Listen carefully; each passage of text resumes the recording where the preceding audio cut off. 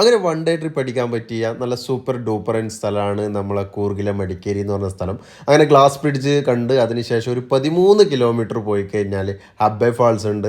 കാരണം അവിടെ എൻ്റെ കുറേ മുമ്പ് പോയതാണ്. അതിനുശേഷം ഞാൻ ഇപ്പം അടുത്താണ് പോയത്, ഫാമിലി ആയിട്ടാണ് പോയത്. സംഭവം അടിപൊളിയായിട്ട് നാച്ചുറലായിട്ട് കാണാൻ പറ്റുന്ന സംഭവമാണ് അവിടെ ഉള്ളത്. എൻ്റെ മോൻ കണ്ടപാടേ പറഞ്ഞു അപ്പൂസ് വാവ് എന്നുള്ളത്. കാരണം ഓൻ ഫസ്റ്റാണ് ഇത് കാണുന്നത്, ആ വെള്ളച്ചാട്ടം.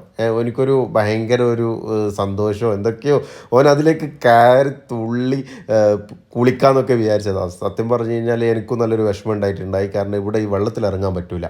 ഇത് കണ്ട് ആസ്വദിച്ച് ഒരു 5-10 ഫോട്ടോസൊക്കെ എടുത്തിട്ട് അവിടുന്ന് തിരിച്ച് മേലോട്ട് കയറലാണ് സംഭവം.